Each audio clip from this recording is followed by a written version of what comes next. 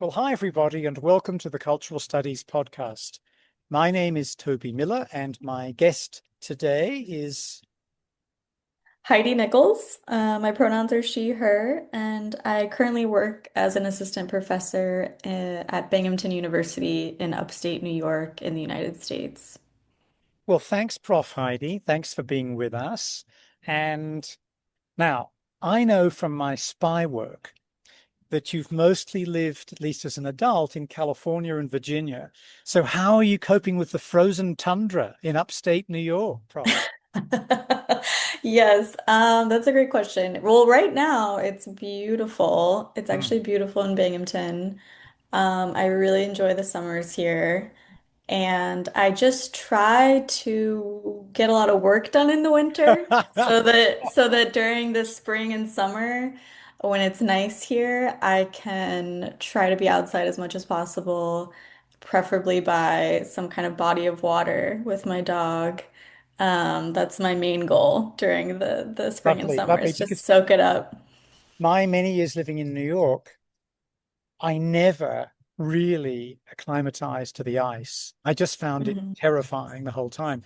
So leaving from there for LA was an incredible release for me. But you've got it right. You're kind of burrowing down in the ice age of sort of Oc October, November through to April, more or less. Yeah. And then Yeah. burrowing down, you get on with your research and writing, and then you burst out. Yeah, Hmm. so now that you've answered my big question based on reading your CV and finding out that you'd come from warmer climes, shall we say, my next one is something that I pose to everybody, which is to ask what's currently dynamizing, impeding, interesting, preoccupying you. What is currently dynamizing? Interesting. Um, well, like I said, I try to think about how I'm relating to the lands around me. It's a big part of my research, but it's also a big part of my personal life. And so as I'm trying to enjoy the summer months here in Binghamton, I also think about how I can form a relationship with this place. You know, in academia, we move around a lot, often to places that we don't have relationships to before. And so trying to fall in love with a place um, is difficult, but I want to imagine myself staying here for a long time and continuing the relationships I have here and feeling connected both to people, but also to the ecology. Um, and also to keep building those relationships with the nations around me. I'm on Onondaga and Oneida lands here in Binghamton. And so I think a lot about how when I'm enjoying the spaces that I have found um, over the long term, you know, how can I keep building those relationships with the nations? And there's a lot of cool things happening in upstate New York. There's the Onondaga Nation Farm that I've been to a few times, and they have a relationship with Binghamton University. And so we've brought students up there, and we've participated in like planting and harvesting at the farm. And they come down and they also help with the Three Sisters Garden at the university. So that's a lot of what I think about is when I'm enjoying the spaces that I am during the summer, when I have more time, you know, just how I'm relating to them. What does that mean for my future in this place? How can I keep trying to do it in a good way? And how do I like keep cultivating the relationships I want to have here if I'm going to stay here long term? I've only been here 2 years now. Doesn't feel like long. So who knows what the future holds. Yeah, yeah. It's interesting what you began with, Prof. Business about, well, first of all, I love the comment about walking around the lake with your dog. Sweet. Can I ask about, is the dog going to put in an appearance, by the way, today? Or, I closed the door, oh, but I see. he probably is upset about that. He's probably downstairs with my partner. He does make appearances on Zoom, mostly in the form of grunting at me.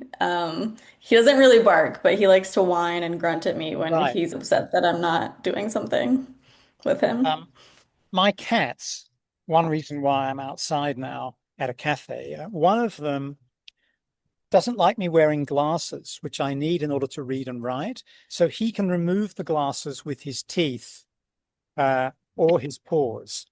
The other one doesn't Smart. like me typing. And so she fancies herself as a writer. So she types. And then if things are still not working, one of them or the other will get behind the laptop and close it. Mm-hmm. Mm-hmm. So we've all got our ways. Now, onto this issue of mobility, Prof. It's an interesting one. I've got this vague mistrust of academics who do all their degrees at one school and then become professors there and never go anywhere else. I just think they should be more mobile. Uh, Now, this is a very common thing in the US because it's such a vast country. It's a vast set of systems rather than system and so on.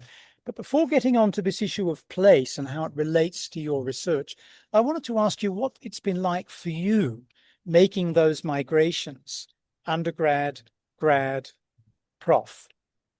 Mm-hmm. Mm-hmm. Yeah, this is something I think about a lot. So, just to back up a little bit, I was also a military kid. So Ah, I right. moved So you around. moved.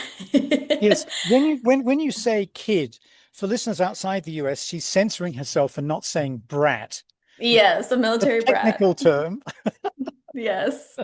Yes. Yes.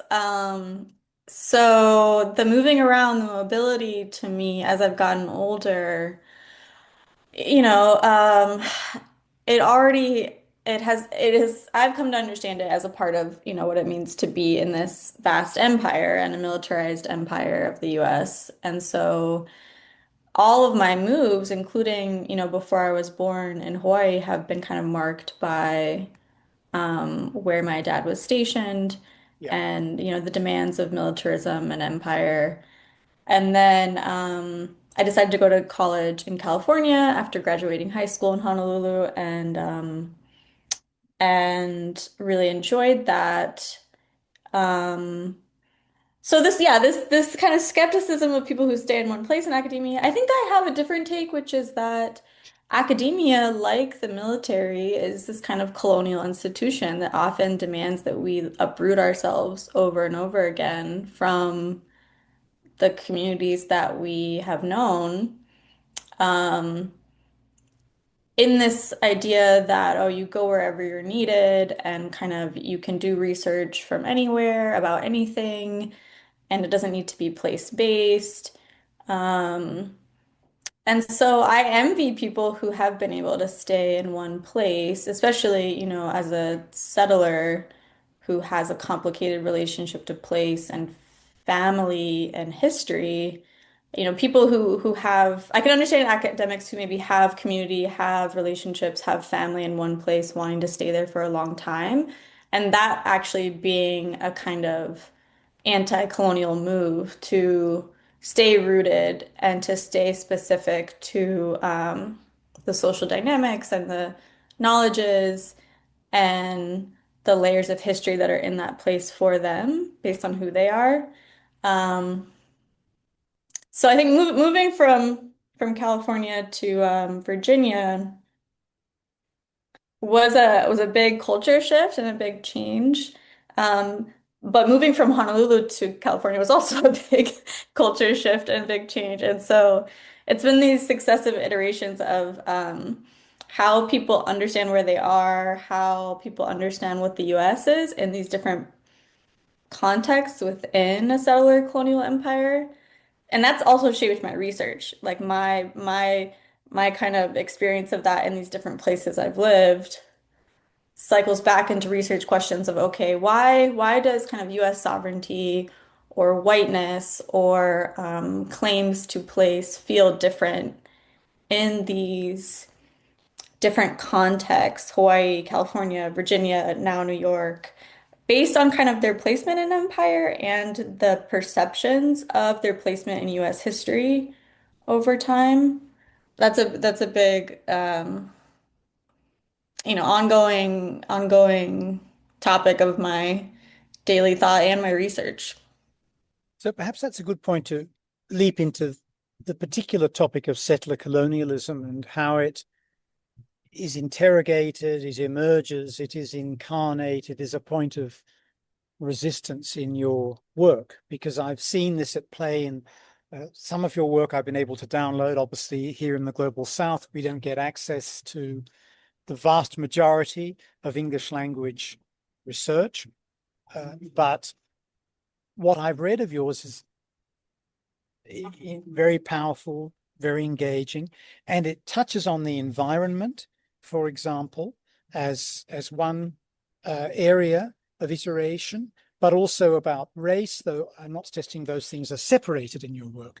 So sorry for the mansplaining style question, but could you No, no, no. tell us a wee bit about this place of settler colonialism in your thought?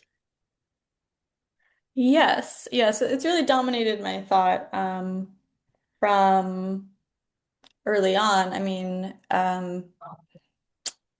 even in high school, I was lucky enough to be taught about the history of Hawaii from Hawaiian studies teachers at my high school. And so understanding kind of, an overview of settler colonialism in Hawaii was there from the start, in addition to kind of the lived experience of it from my own kind of Haole settler positionality.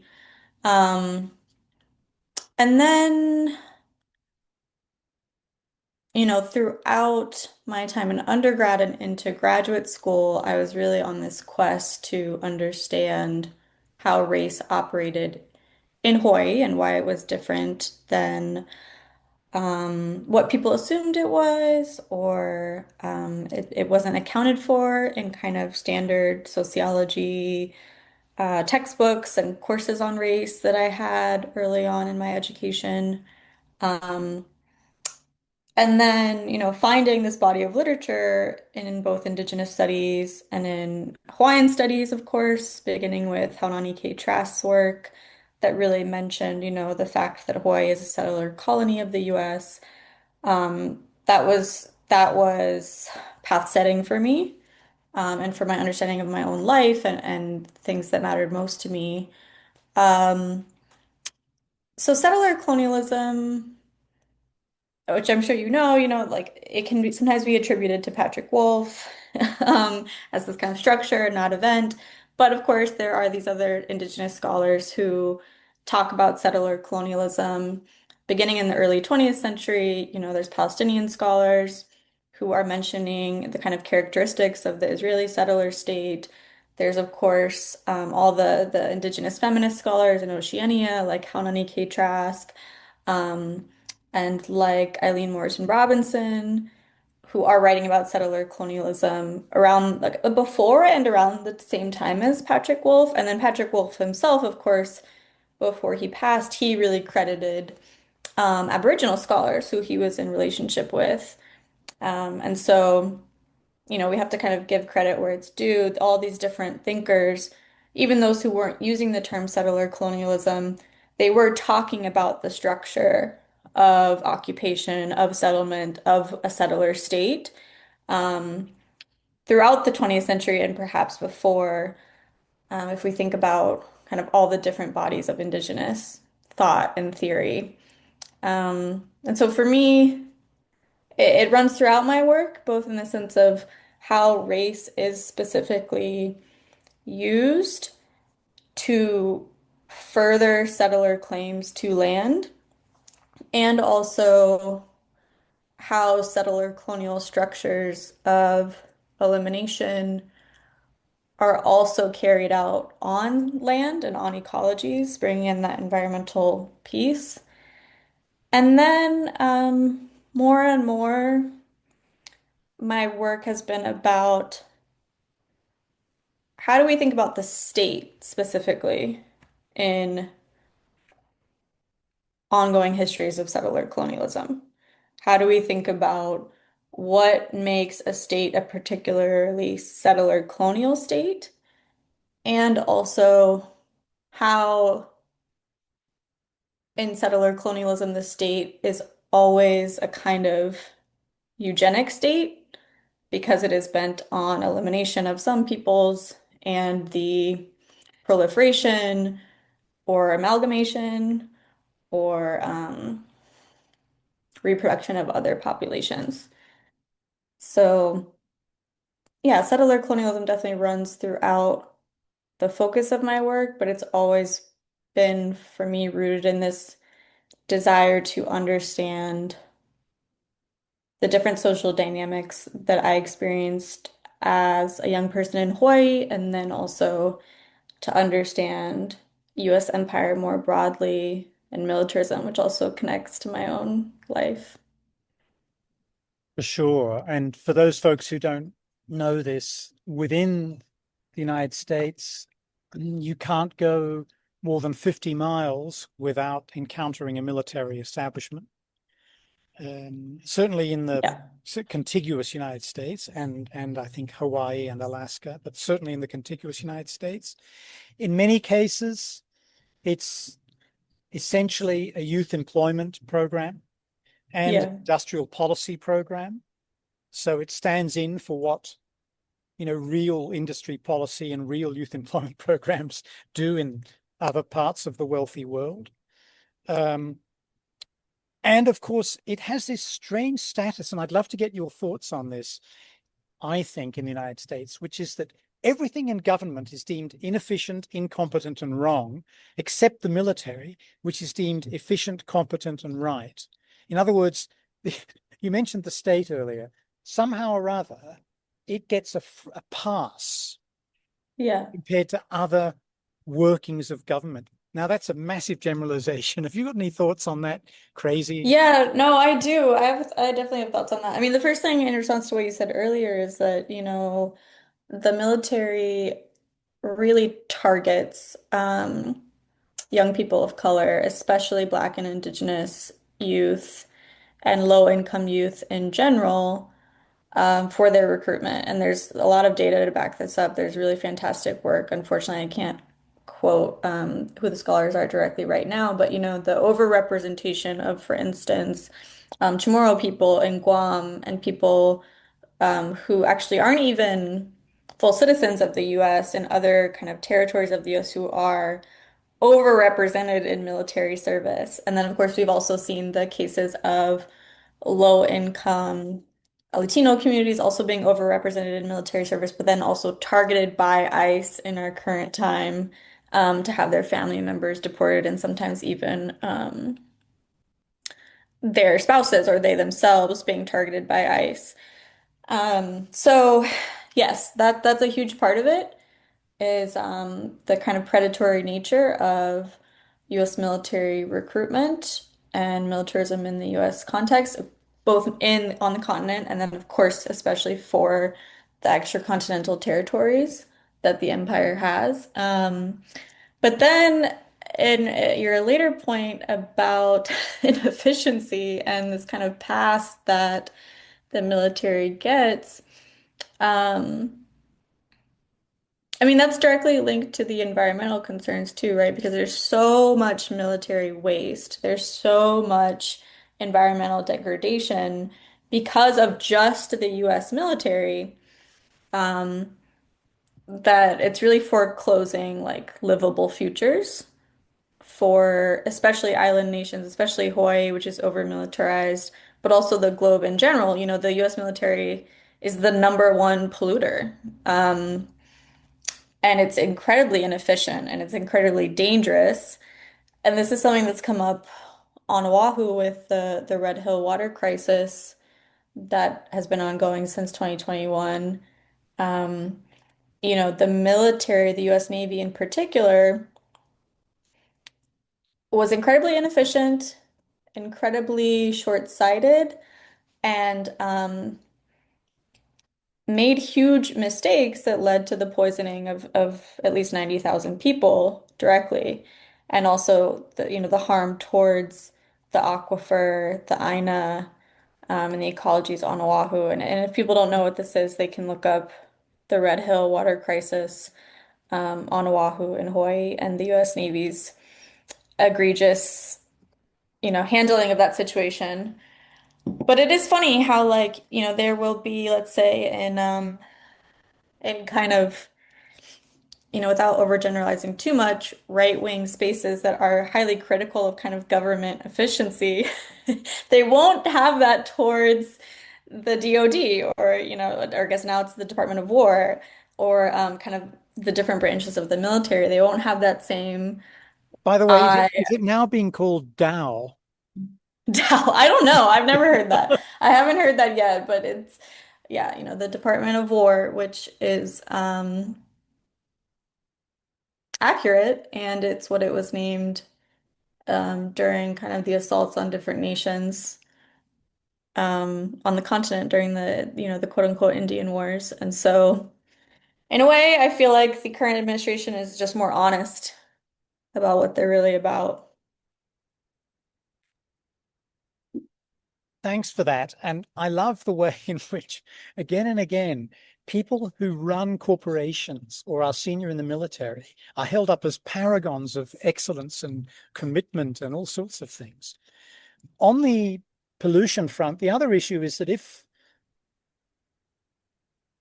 the Chinese and US militaries stopped flying for a few days, that would mean that commercial flying was much less polluting because so many delays of planes stuck in the air are because of the Chinese and the US military flying fucking everywhere.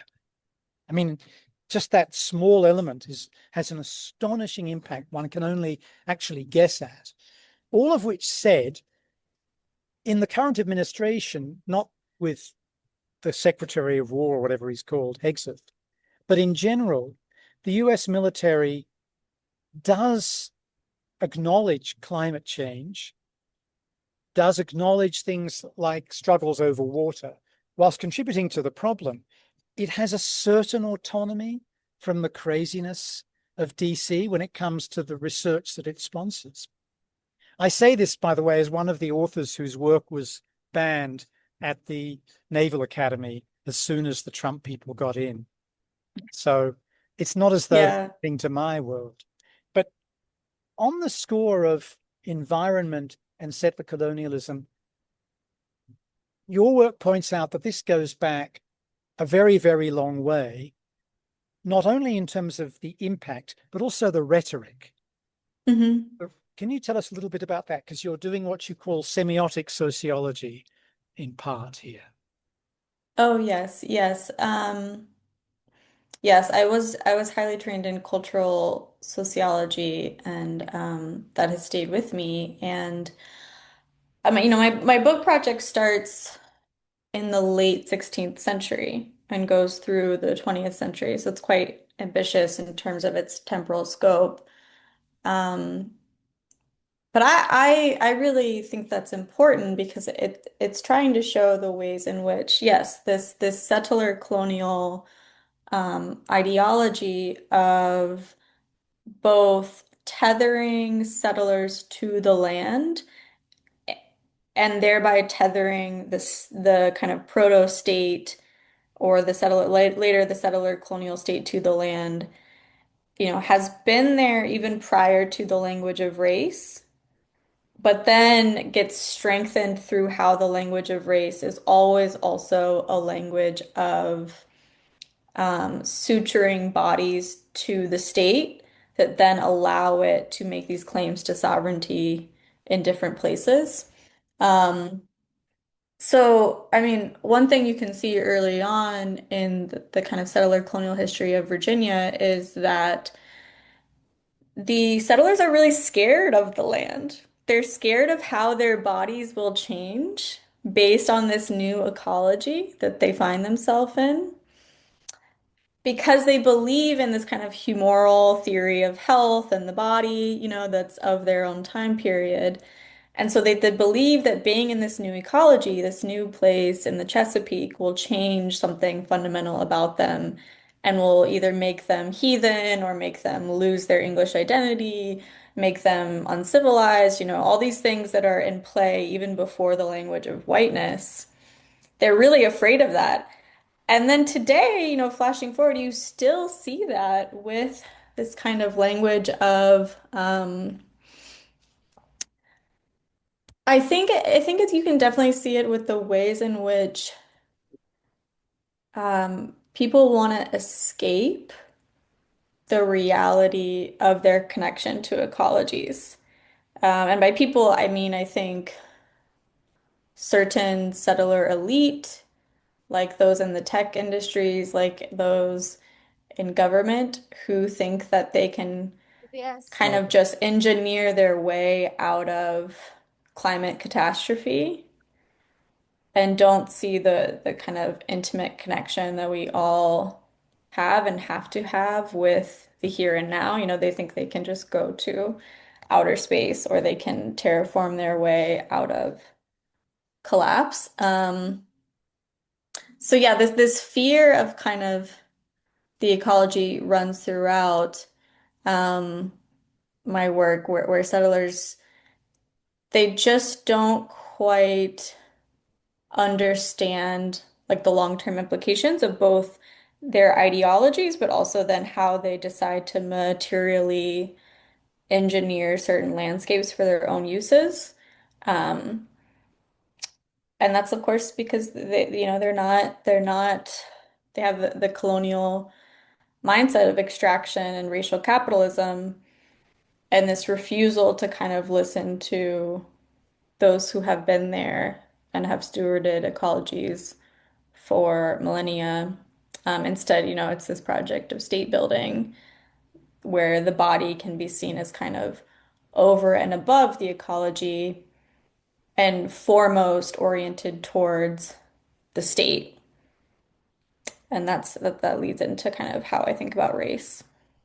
What about not the folks who seek to remove themselves from nature while transforming it, but the folks who claim to be part of the real America, the real Canada, the real Aotearoa, mostly Hmm. white people who work the land, who haven't gone to college, who are opposed to environmentalism and environmental studies, and who say that they have a true understanding akin to indigenous peoples of the land and how to work it and how to respect it.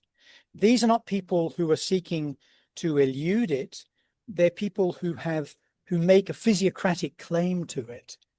Where do they Mm-hmm. sit in this? Because they're very much part of the anti-urban mythology of these societies. The kind of, I trust a country man more than I trust a city man. I trust a man who works with his hands.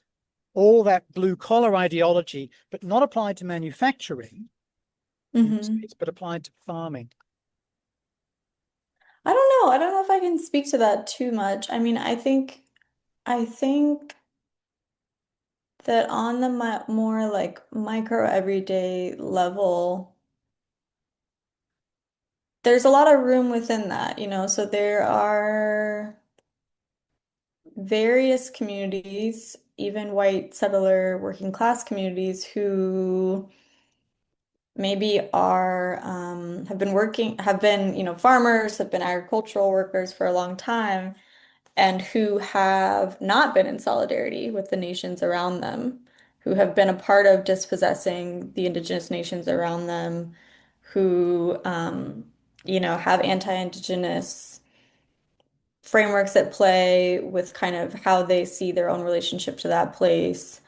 But then there are also different white settler communities who have made strides to be in solidarity with the nations around them. I'm thinking about, the case here of the Onondaga Nation farm that I mentioned, I learned from Angela Ferguson, who runs that farm, that there was this kind of this white settler farmer who um, gave the land back to the nation to use for that farm. And so,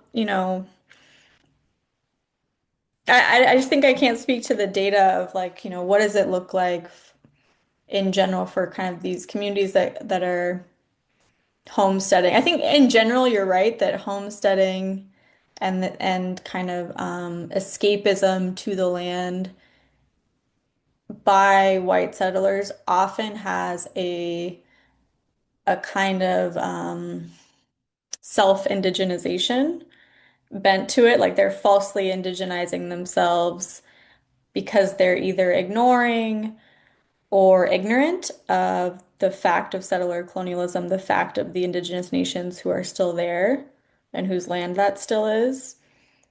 But it's variable, and sometimes people do learn and then decide to try to be in better relationship, which is always encouraging to see and something I'm still learning how to do, of course. But yeah, the self-indigenization is definitely a problem in both kind of homesteading, the trad wife phenomenon, even some kind of like queer back to the land movements. If they don't have a conception of, okay, we are still within a settler colonial empire, what does it mean then to do this in a good way and in relationship to the nations around us? Then yes, like of course there are different dynamics that are being repeated. It's still dispossession, unfortunately. And of course, it's very different in Latin America, places like Colombia and Mexico, where campesinos, which translates as peasants, vast Hmm. numbers of them are white, vast numbers, Hmm. hundreds of thousands. So they're not the homesteaders, right? Yeah. It's just a different Yeah. racial formation because it's been going on for so much longer than these Anglo examples. Yeah. And because they had a different gender sex policy when they embarked on colonialism from the ones adopted by the British, the French, the Dutch, etc. Because of that different sexual policy, just a different dynamic, but also a completely different dynamic in terms of there still being millions of peasants in these countries. Again, Hmm. can be a problematic term, but it's the one that's used in these Hmm. places. You know what I mean? Hmm. Uh, Yes. and I I think mean, that, that's something. Go sorry, ahead. go, no, please go ahead.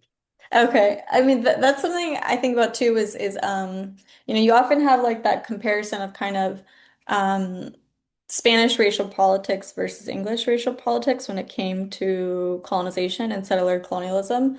And Spanish, racial politics and policies being more about whitening and intermixture and amalgamation. Um, and then the Anglo-racial policies being about white racial purity and anti-miscegenation. And while that's true on the whole, something I like to look for, or something I do look for in my work, is how, in the context of US empire, there are actually cases of a more kind of Latin American racial politics happening where English settlers wanted amalgamation, um, in a kind of similar way of where, okay, well, if everyone is mixed, um, then no one is indigenous anymore, and people can be kind of whitened into the colonial project. And of course, also the pervasive anti-blackness in both cases being kind of outside of the whitening project, or and also integral to it, of course. So that's something interesting because people will uphold Hawaii, back to Hawaii, as this kind of racial melting pot. That was the language that sociologists used to describe Hawaii for a long time.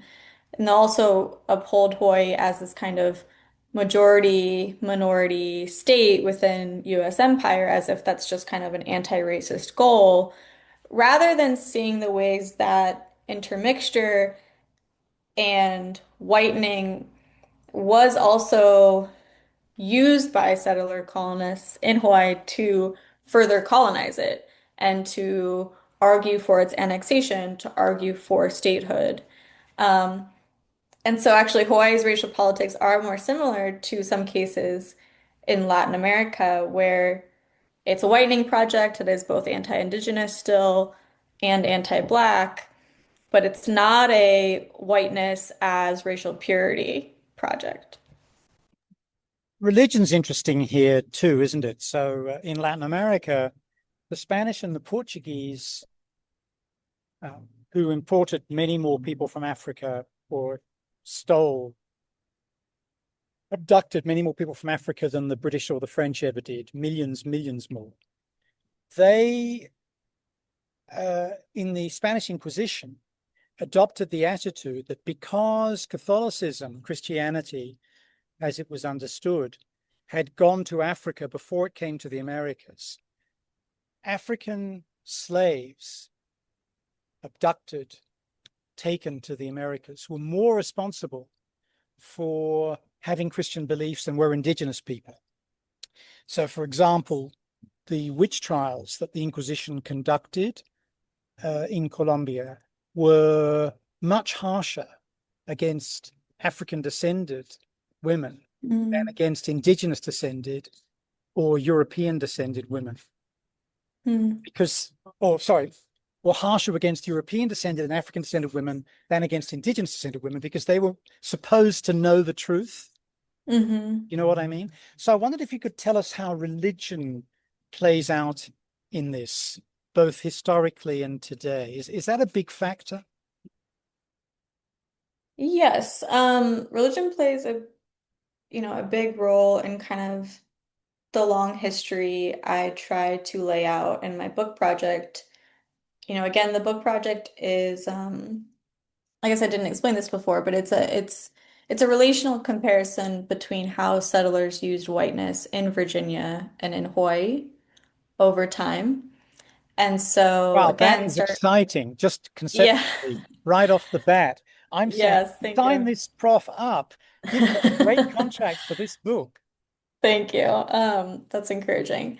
Yeah, and I kind of frame it as the first and last settler colonies to become states, but also these contexts that have very different racial politics and very different colonial conceptions of their placement within US empire, even today. And religion, is central to how, for instance, the Virginia Company conceives of its actions at the very start of that project of the Joint Stock Company. And the hegemony of science, of a kind of colonial science, hasn't taken root yet. And so it's really about religion. The church is still a figure of authority that the merchants and the investors in the Virginia Company have to orient themselves towards in order to get more and more investors in their company. And so all of their tracts of writing that are kind of trying to convince people within England and within London, the metropole, of, their project and that people should invest in it and that it's not too risky. And don't worry, not everyone's drowning in the ocean and starving to death, even though they are, and they're not getting a profit yet.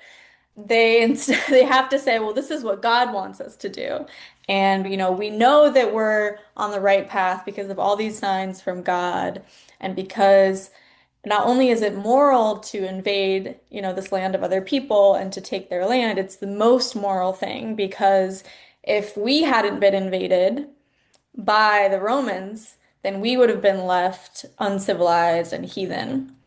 And so they conceive of themselves as former heathens who were kind of gifted civilization through conquest, and they see it as their moral and religious duty to do that again in the new world.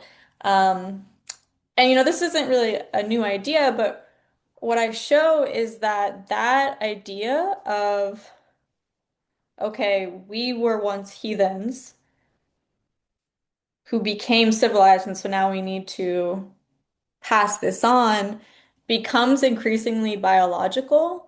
This idea that the empire lives within their own blood and bones and often semen in a kind of patriarchal reproductive way, that they're gonna re-gift that through their bodies, that gets woven into whiteness and what whiteness means. Whiteness is that kind of innate kernel of the empire that they take with them from their forefathers who were colonized, and that all being a kind of divine provenance in how they conceive of, at this point, the Virginia Company and then the colony of Virginia.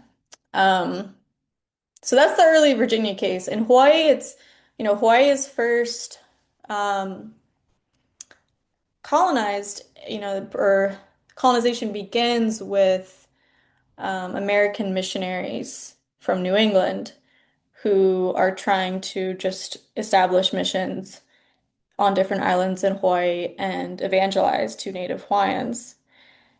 And it's a similar idea, that it's the most moral thing that they can do, that they need to bring Hawaiians into the Christian fold and establish civilization there. And similarly, Christianity gets folded into whiteness in Hawaii. This idea that being Christian, and the fact that Hawaii did become very Christianized played into then later how settlers viewed Hawaiians as Maile Arvin says, the native Hawaiian scholar of whiteness in Hawaii, almost white, as an almost white race in the minds of American statesmen and people who wanted to bring Hawaii into the quote unquote union around the turn of the 20th century. And I've read that the title of your book, at least provisionally, is Descent of Empire. Is that right? Yes, I mean it's changed a few times, as you can Okay. imagine. But yes, that's one of the titles is Descent of Empire. Another one I've played with is Lineages of Empire, kind of looking at how you don't like that Descent. one as much. I Okay. love Descent. You Sorry. love I mean, Descent. Okay. unfortunately, my opinion is completely irrelevant and worthless. But you did No, say I'm taking it in. I I'm shook my head involuntarily. I like Lineages of Empire as well, but I think that's volume two. Okay. okay. My fantasy. Hmm. Can I ask you about the role of religion today? Because there's this expression that I'm hearing again and again in the bourgeois media, enunciated by the fascists, which is the Judeo-Christian culture, heritage, civilization, whatever. So, how does this play out today as opposed to in those moments beginning the imperialist drive? Yes. Um, well, I mean, I'll just say a few things I've heard from scholars and from thinkers who are more knowledgeable about the kind of Judeo-Christian rhetoric that you just mentioned. I mean, one thing I've heard that I think is absolutely right is that Judeo-Christian is not a thing. You know, that there is some ways in which that term is rooted in histories of anti-Semitism, um, and in a kind of civilizational narrative that discounts all the complexities of how religion has kind of shifted within Europe itself, and then afterwards, of course, after kind of periods of empire. But I mean, what I can say also is that, like I said a few moments ago, the current administration is, if nothing else, um, honest sometimes about what it's trying to do. And so Pete Hegseth, has a very interesting book he's written where he comes out and says it that he believes in a kind of Christian crusaderism, and that's how he wants to run the military, back to the military. And the current war with Iran, different leaders within the US military have very shockingly and upsettingly come out and said that they kind of view it as um, a crusade, as a war of religion and as a kind of Christian mission. And so I believe them when they say that, that people in these high positions of the state and the military believe in Christian nationalism, believe in Christian Zionism, and are making choices of military aggression based on these ideologies. Um, it's something that I still try to make sense of because even though I have this training in cultural sociology, I try to be more of a materialist often, of like, okay, well, what is how is this benefiting racial capitalism? How is this benefiting, um, yeah, global capitalism. But there is this deep ideological religious component of, I think, some of these people's motivations that I personally can't understand, but I'm very curious about. And it does relate to racism and patriarchy. We're speaking on the 2nd of June. The New York Times reporting today that Hegseth has nixed uh, every major promotion for women and African Americans in the military over the last few days. And he's done Hmm. this again and again and again. The demotion from positions of principal responsibility within the military of women and of Black Hmm. soldiers, airmen and women, and so on. So Hmm. this is not an all-encompassing Christianity. This is a very exclusive Christianity, isn't it? Yeah, yeah, I would say so. I don't know the specifics as well as you do, I think, with what's happening with these policy changes in the military, but it makes sense based on what I've seen of Hegseth's rhetoric. It's really back to a very, very, very specific idea of what it means to be a soldier. And, again, coming from kind of a military family and background and my critiques of the US military, it's not that I want to say then, oh, well, the kind of intersectional imperialism that was promoted under previous administrations is like a good thing. I don't believe that.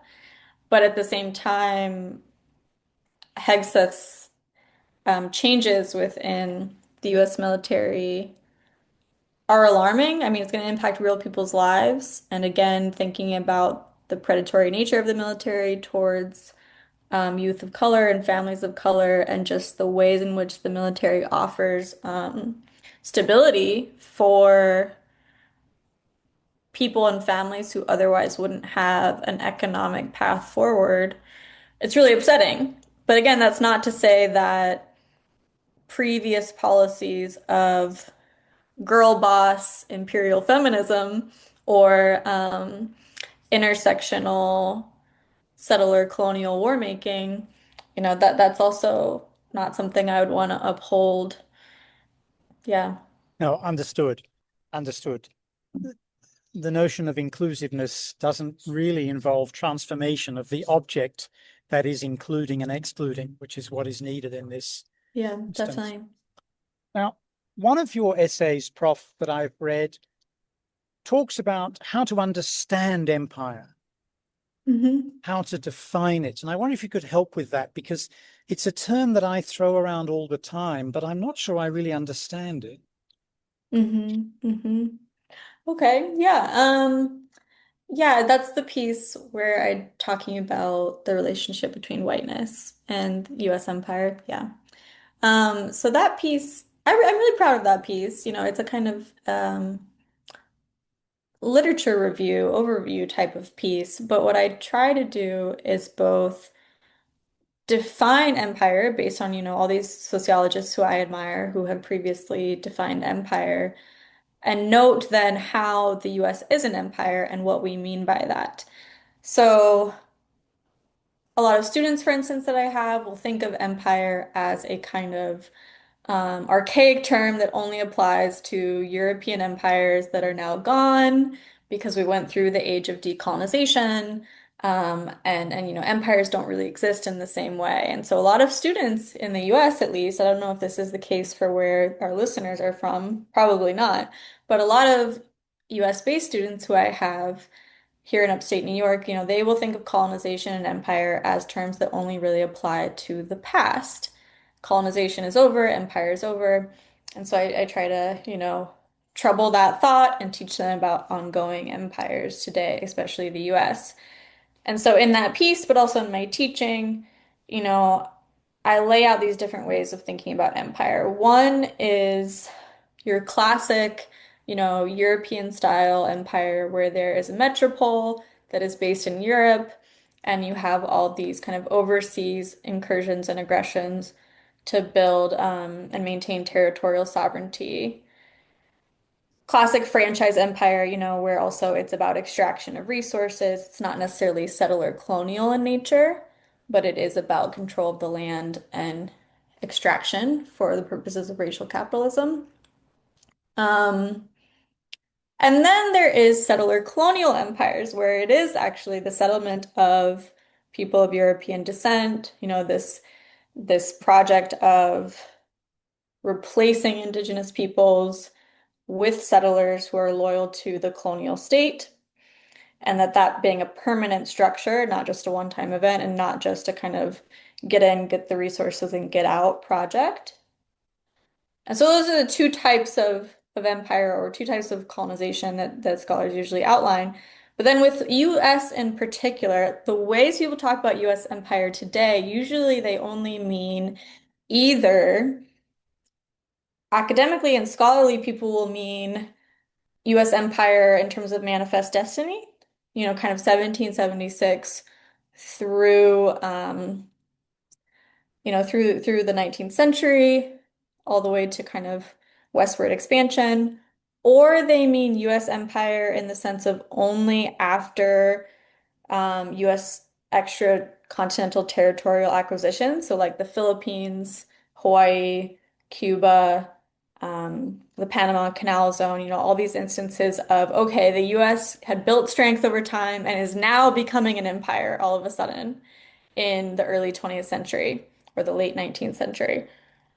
Or, so they either mean the first one, manifest destiny, or they mean after kind of different US annexations in at the turn of the century, or they mean just US military hegemony and all these kind of military invasions, especially kind of from the Vietnam War era through the Gulf War, through Iraq and Afghanistan, and to the present day. Um, they only mean kind of US military hegemony as US empire. And what I try to say in that piece and in my teaching and own thought is just that it's all of them and more. That like it's not that US empire begins in the 20th century and the US wasn't an empire before. And it's not that US empire is only in these places that seem undesirable for permanent settlement, such as Afghanistan or Iraq. It's all of it. It's a settler colonial empire. It's here in Binghamton, New York. It's in DC. It's in Honolulu. It's in all of the, over 800 military bases around the world where the US has presence and claims kind of territorial sovereignty. And it's also all the extracontinental territories that aren't states and that often have indigenous movements for sovereignty. So just an expansive view of empire that it, even though empire always entails kind of claims to territorial sovereignty and these kind of different tiers of sovereignty that are differentially applied to people and territories, when it comes to the US, we have to be careful about how then in everyday conversation, US empire often gets limited to either the past or places that are far away. So how I put it in the piece is, empire is always seen as either over there or back then, when really we need to think of it as right here, right now, and we need to see the totality of it in order to be often in solidarity with all those fighting against it, no matter where they are. Prof, I have one last question. Para tocar, por favor. Sí. One last question for you. And once you've answered it, I'd like to give you the opportunity, listo? Gracias. To add anything you wish. And that might Okay. take the form of going over terrain we've already covered, where you want to say something more, or it might be entirely new as a theme. Does that sound okay as a means of wrapping things up? Yeah, definitely, Okay. definitely. Last question is about another of your essays, which is about sociology as a discipline and its connection to the state. Hmm. A lot of us on the left have regarded sociology, and for those who don't know this, most sociologists in the world live in the US. It's a very US discipline, though it may not appear so. Hmm. For a lot of us, there's an oscillation in US sociology between warfare and welfare sociology, that they're the key interlocutors in terms of money, concerns, and so on. You've written more conceptually, perhaps, about sociology and the state. So could you give us your take? Yes.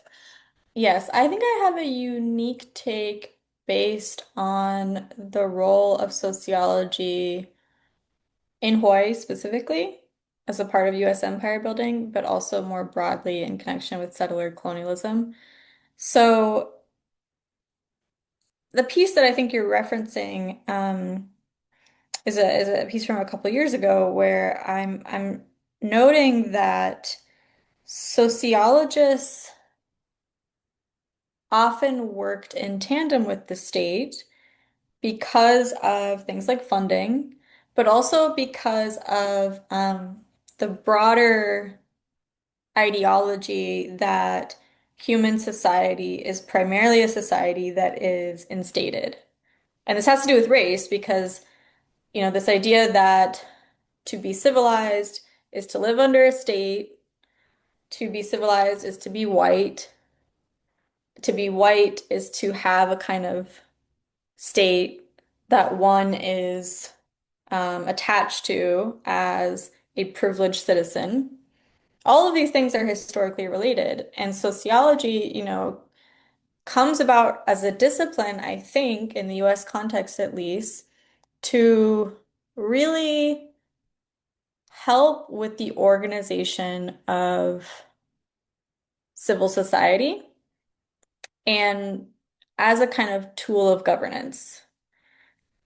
And we sometimes think of sociology as this very progressive um, discipline, but really the data shows, like with the Chicago School in the early 20th century, those scholars, such as Robert Park, such as Charles Henderson, Albion Small, and more, they, one, were settlers in Chicago, in this kind of metropole city, um, surrounded by nations, contributing to dispossession, but also they were settlers trying to figure out, okay, what does it mean that this city is changing and that there are, Black Americans coming in and through the Great Migration, and there are European immigrants who we don't quite see as white, and there are Chinese laborers, and there are indigenous nations around us. And what does this mean for how this city and more broadly, this nation state, quote unquote, is going to develop?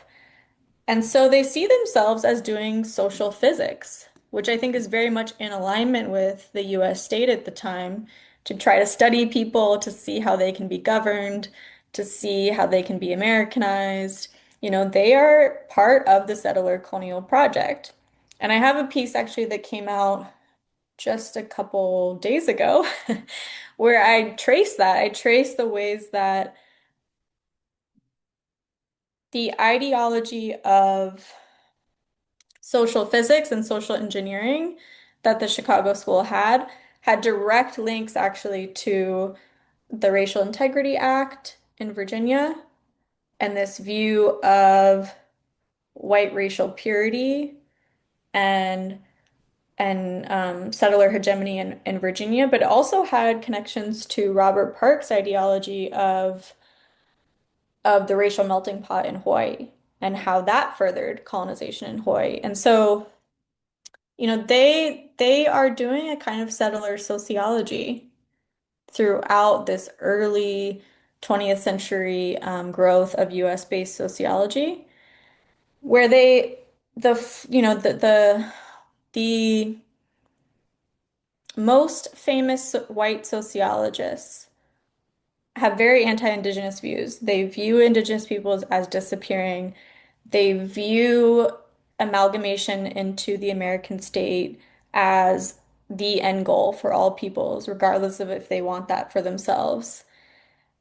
And, there's been a lot of work in sociology to kind of unearth the exclusion of Black sociologists and to kind of reorient the discipline around the contributions of W.E.B. Du Bois and Ida B. Wells and other Black sociological thinkers. And that is really good work. And so I think I'm interested in, along with others, being a part of also reorienting the discipline around the fact that a lot of sociology, a lot of US-based sociology has served settler colonial purposes, starting with the Chicago School. And we need to take that seriously in order to think about what does it mean to think sociologically in a way that isn't always using the container of the nation state, which is really an empire, as the kind of unit of analysis, and instead think about sociology as a profoundly, at its best, a profoundly relational way of thinking that is about all of the kind of connections and relationships that form social life beyond the state, beyond settler colonial units of analysis. And finally, Prof, anything you wish to add? As I said, that could be going over terrain we've already traversed, or it might be something that we haven't touched on. Hmm. One thing I would like to add is right now for US-based sociology, there is a movement to pass the academic boycott of Israeli academic institutions within the American Sociological Association. And one thing that sociologists can do right now, wherever they are, is be in solidarity with Palestinian liberation and support the Palestinian push for an academic and cultural boycott of Israel. Israel right now, as many know, are engaged in ongoing settler colonial genocide of Palestinians. And so within the ASA, within the American Sociological Association, um, we need to end our own complicity with Israeli actions and aggressions and genocide. And so if you're involved with the American Sociological Association or the International Sociological Association, you can join in efforts towards the boycott of Israeli institutions by checking out either Global Sociologists for Palestine or Sociologists for Palestine. That's sociologistsforpalestine.org. And those efforts are really meaningful to me right now. I've met a lot of amazing scholars through that organizing. And it's really about how can we create a world free of settler colonial empires and apartheid, and also, relatedly, how we can have disciplines that are not complicit in settler colonial projects of elimination. Thank you so much, Professor Nicholls. It's been terrific getting to know you a wee bit and learning from you, and I greatly appreciate it. Thank you so much for having me, Toby.